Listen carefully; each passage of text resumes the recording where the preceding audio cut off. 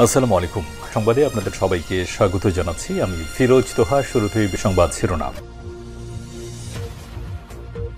বাংলাদেশের সর্বশেষ গুরুত্বপূর্ণ আপডেট সংবাদে আপনাকে স্বাগত। শুরুতেই সংবাদ শিরোনাম, এরপর বিস্তারিত।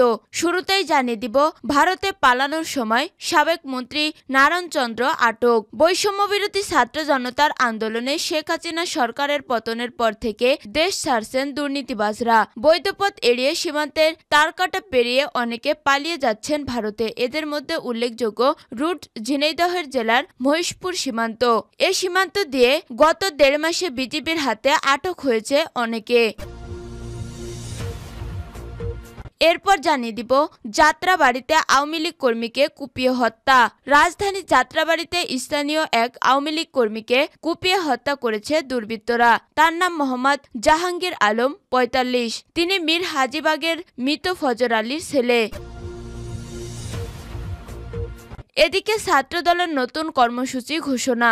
শেখ হাসিনা শাসনামলে ছাত্রলীগের নির্মম নির্যাতনে নিহত বুয়েটের তড়িৎ প্রকৌশল বিভাগের মেধাবী শিক্ষার্থী শহীদ আবরার ফাহাদের ৫ম শাহাদাত বার্ষিকী উপলক্ষে নতুন কর্মসূচি ঘোষণা করেছে জাতীয়তাবাদী ছাত্রদল।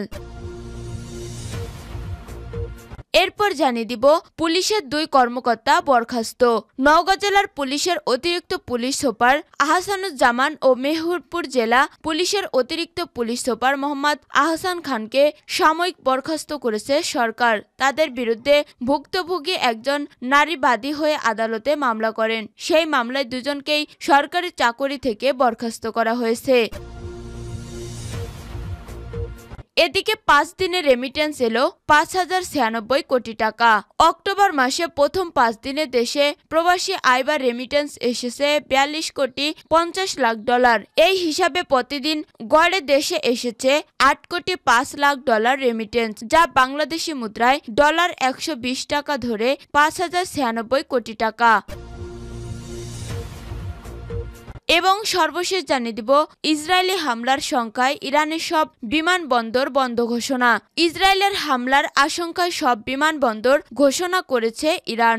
এর মধ্যে হিসেবে রোববার ৬ অক্টোবর রাতে ৯টা থেকে সোমবার ৭ অক্টোবর সকাল ৯টা পর্যন্ত ইরানের বিমানবন্দরগুলো বিমান উড্ডয়ন বা অবতরণ বন্ধ থাকবে।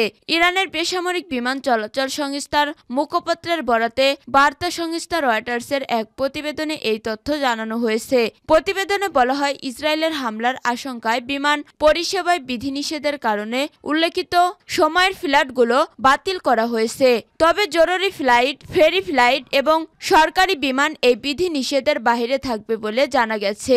গত সপ্তাহে ইসরায়েলে ব্যালিস্টিক ক্ষেপণাস্ত্র হামলা চালিয়েছে ইরানের ইসলামী বিপ্লবী গার্ড। এই হামলার পর তেহরানে পাল্টা হামলা চালাতে প্রস্তুত নিচ্ছে ইসরায়েল। দেশটির রাজনৈতিক মিত্র এবং ইসরায়েলি প্রতিরক্ষা বাহিনী সেই পথেই এগোচ্ছে। তবে ইরানের কোন দিককে টার্গেট করে হামলা চালাবে তেল আবিব, সেটি এখন আলোচনার কেন্দ্রবিন্দুতে পরিণত হয়েছে। প্রিয় দর্শক, এতক্ষণ শুনছিলেন সংবাদ শিরোনাম, এরপর বিস্তারিত। তবে তার আগে বন্ধু, জানিয়ে দিন আপনি কোন স্থান থেকে আমাদের সংবাদটি দেখছেন এবং শুনছেন। জানিয়ে দিন এই সংবাদ সম্পর্কে আপনার মূল্যবান মতামত। আর বন্ধু, আপনি যদি আমাদের চ্যানেলে নতুন হয়ে থাকেন তাহলে ভিডিওটি দেখতে দেখতে চ্যানেলটি সাবস্ক্রাইব করে রাখুন, যাতে করে আমাদের পরবর্তী সংবাদগুলো সবার আগে আপনার কাছে পৌঁছে যায়। এবারে বিস্তারিত। ভারতে পালানোর সময় সাবেক মন্ত্রী নারায়ণ চন্দ্র আটক। বৈষম্যবিরোধী ছাত্র জনতার আন্দোলনে শেখ হাসিনা সরকারের পতনের পর থেকে দেশ ছাড়ছেন দুর্বৃত্তবাজরা। বৈধপথ এড়িয়ে সীমান্তে তারকাটা পেরিয়ে অনেকে পালিয়ে যাচ্ছেন ভারতে। এদের মধ্যে উল্লেখযোগ্য রুট ঝিনাইদহ জেলার মহেশপুর সীমান্ত। এই সীমান্ত দিয়ে গত ১.৫ মাসে বিজিবির হাতে আটক হয়েছেন অনেকেই। এবার সেই তালিকায় যুক্ত হলেন খুলনা ৫ ডুমুরিয়া ফুলতলা আসনে টানা ৩বারের সংসদ সদস্য নারায়ণ চন্দ্র দাস। অবৈধভাবে ভারতে পালানোর সময় সাবেক এই ভূমিমন্ত্রী আটক হয়েছেন বিজিবির হাতে। রোববার ৬ অক্টোবর রাতে বিজিবির পক্ষ থেকে পাঠানো এক বার্তায় জানানো হয় যে, অবৈধ ভারতে পালানোর সময় ঝিনাইদহের মহেশপুর সীমান্তে সাবেক ভূমিমন্ত্রী ও খুলনা ৫ আসনের সাবেক এমপি নারায়ণ চন্দ্রকে আটক করা হয়েছে। দ্বাদশ জাতীয় সংসদ নির্বাচনে ভূমি মন্ত্রণালয়ের মন্ত্রীর দায়িত্ব পান খুলনা ৫ আসনের সংসদ সদস্য নারায়ণ চন্দ্র দাস। 2008, 2014 ও 2018 সালের নির্বাচনে টানা 3 বার সংসদ সদস্য নির্বাচিত হন তিনি। এর আগে 2014 সালের 12 জানুয়ারি তিনি মৎস্য ও প্রাণী সম্পদ মন্ত্রণালয়ের প্রতিমন্ত্রী হিসেবে শপথ নেন। কিছুদিন পর মৎস্য ও প্রাণী সম্পদ মন্ত্রী সাইদুল হকের মৃত্যু হলে তিনি ওই মন্ত্রণালয়ের মন্ত্রীর দায়িত্ব পান। যাত্রাবাড়িতে আওয়ামী লীগ কর্মীকে কুপিয়ে হত্যা। রাজধানীর যাত্রাবাড়িতে স্থানীয় এক আওয়ামী লীগ কর্মীকে কুপিয়ে হত্যা করেছে দুর্বৃত্তরা। তার নাম মোহাম্মদ জাহাঙ্গীর আলম, 45। তিনি মীর হাজিরবাগের মৃত ফজর আলীর ছেলে। রোববার রাতে মীর হাজিরবাগ আবু হাজির গলিতে এ ঘটনা ঘটে। গুরুতর আহত অবস্থায় তাকে ঢাকা মেডিকেল কলেজ হাসপাতালের জরুরি বিভাগে নিয়ে আসলে কর্তব্যরত চিকিৎসক রাত 12:15টায় মৃত ঘোষণা করেন। ঘটনার সত্যতা নিশ্চিত করেন ঢামেক হাসপাতাল পুলিশ ফাঁড়ির ইনচার্জ পরিদর্শক মোহাম্মদ ফারুক। মোহাম্মদ ফারুক বলেন, মৃতদেহটি হাসপাতাল মর্গে রাখা হয়েছে। নিহতের ভাতিজা মোহাম্মদ রুবেল জানিয়েছে, বাসার অদূর আবু হাজি গলিতে সন্ত্রাসীরা তাকে কুপিয়ে ফেলে রেখে যায়। পরে স্বজনরা তাকে উদ্ধার করে হাসপাতালে নিয়ে আসেন। জাহাঙ্গীর আলম তার নিজের বাড়ি ভাড়া দিয়ে যা আয় হয় তাই দিয়েই চলেন, অন্য কিছু করতেন না। জাহাঙ্গীর আওয়ামী লীগ কর্মী ছিলেন বলেও জানিয়েছেন রুবেল। তবে কি কারণে ঘটনাটি ঘটিয়েছে তাৎক্ষণিক জানতে পারেননি। তার সঙ্গে ঢামেকে আসা আরেকজন বলেন, চাঁদাবাজি সংক্রান্ত বিরোধ নিয়ে ঘটনাটি ঘটতে পারে বলে শুনেছেন। আসলে প্রকৃত ঘটনা এখনো রহস্য ঘেরা। ছাত্রদলের নতুন কর্মসূচি ঘোষণা। শেখ হাসিনার শাসন আমলে ছাত্রলীগের নির্মম নির্যাতনে নিহত বুয়েটের তড়িৎ প্রকৌশল বিভাগের মেধাবী শিক্ষার্থী শহীদ আবরার ফাহাদের ৫ম শাহাদত বার্ষিকী উপলক্ষে নতুন কর্মসূচি ঘোষণা করেছে জাতীয়তাবাদী ছাত্রদল। কর্মসূচি অনুযায়ী সোমবার ৭ অক্টোবর নিরাপদ ও মুক্তবুদ্ধি চর্চার গণতান্ত্রিক ক্যাম্পাসের দাবিতে দেশের বিভিন্ন বিশ্ববিদ্যালয় ও কলেজ ক্যাম্পাসে মৌন মিছিল ও স্মরণ সভা করবে ছাত্রদল। রোববার ৬ অক্টোবর ছাত্রদলের সভাপতি রাকিবুল ইসলাম রাকিব এবং সাধারণ সম্পাদক নাসির উদ্দিন নাসির এই কর্মসূচি ঘোষণা করেছেন। দেশের সব বিশ্ববিদ্যালয় ও কলেজ শাখার নেতাদের যথাযথভাবে কর্মসূচি পালনের নির্দেশ দিয়েছেন তারা। উল্লেখ্য, ২০১৯ সালের ৭ অক্টোবর বুয়েটের শেরেবাংলা হলের নিচতলায় সোমবার ভোর ৩টা পুলিশ আবরারের লাশ উদ্ধার করে। আবাসিক হলের দ্বিতীয় তলা ইনস্টল করা একটি ক্লোজ সার্কিট ক্যামেরা ধারণ করে ফুটেজ দেখা যায়। কয়েকজন শিক্ষার্থী আবরারের হাত ও পা ধরে টেনে করিডোরের নিচে নামাচ্ছে। এর আগে বুয়েট শাখা ছাত্রলীগের কয়েকজন নেতা তাকে পিটিয়ে হত্যা করে। পরে ময়না তদন্তের প্রতিবেদনে নিশ্চিত করা হয়, শিক্ষার্থী আবরার ফাহাদকে ভোতা জিনিসের মাধ্যমে পিটিয়ে হত্যা করা হয়। আইন শৃঙ্খলা রক্ষাকারী বাহিনী সন্দেহ করে আবরারকে একটি ফেসবুক পোস্টের কারণে আক্রমণ করা হয়েছিল, যা ভারতের সঙ্গে বাংলাদেশের সাম্প্রতিক কিছু চুক্তির সমালোচনা বলে মনে হয়েছিল। পুলিশের 2 কর্মকর্তা বরখাস্ত। নওগাঁ জেলা পুলিশের অতিরিক্ত পুলিশ সুপার আহসানুজ্জামান ও মেহেরপুর জেলা পুলিশের অতিরিক্ত পুলিশ সুপার মোহাম্মদ আহসান খানকে সাময়িক বরখাস্ত করেছে সরকার। তাদের বিরুদ্ধে ভুক্তভোগী একজন নারীবাদী হয়ে আদালতে মামলা করেন। সেই মামলায় 2 জনকেই সরকারি চাকরি থেকে বরখাস্ত করা হয়েছে।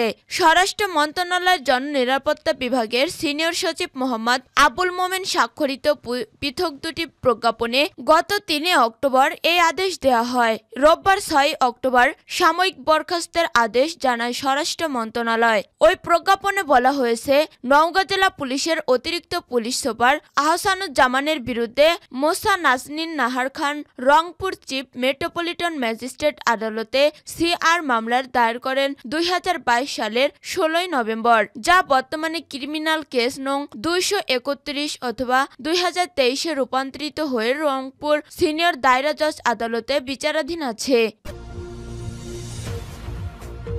5 দিনের রেমিটেন্স এলো 5,096 কোটি টাকা।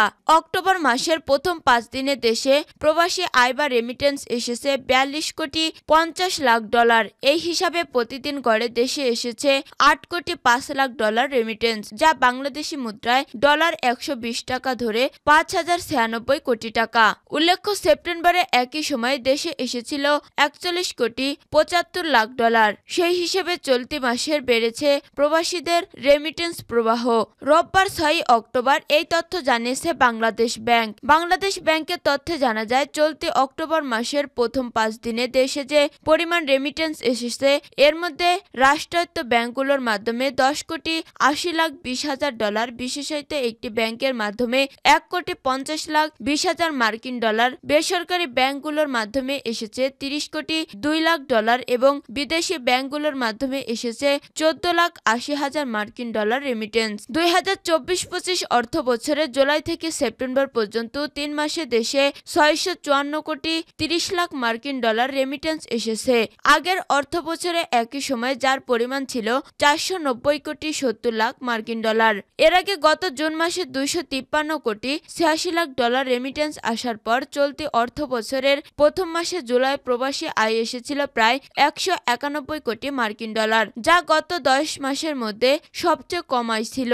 তবে অন্তর্বর্তী সরকার গঠনের পর পরিস্থিতি স্বাভাবিক হতে শুরু করে। এর ধারাবাহিকতায় গত আগস্টে 222,13,20,000 মার্কিন ডলার রেমিটেন্স দেশে পাঠিয়েছে প্রবাসীরা, আর সেপ্টেম্বরে এসেছে চলতি অর্থ বছরের সর্বোচ্চ 240,47,90,000 $, রেমিটেন্স। প্রবাসী বাংলাদেশের জন্য সর্ববৃহৎ শ্রমবাজার হলো সৌদি আরব। মধ্যপ্রাচ্যে এই দেশটি থেকেই সর্বোচ্চ রেমিটেন্স আসত একটি সময়ে, কিন্তু গত 2 বছর বেশি প্রবাসী আয় এসেছে সংযুক্ত আরব আমিরাত থেকে।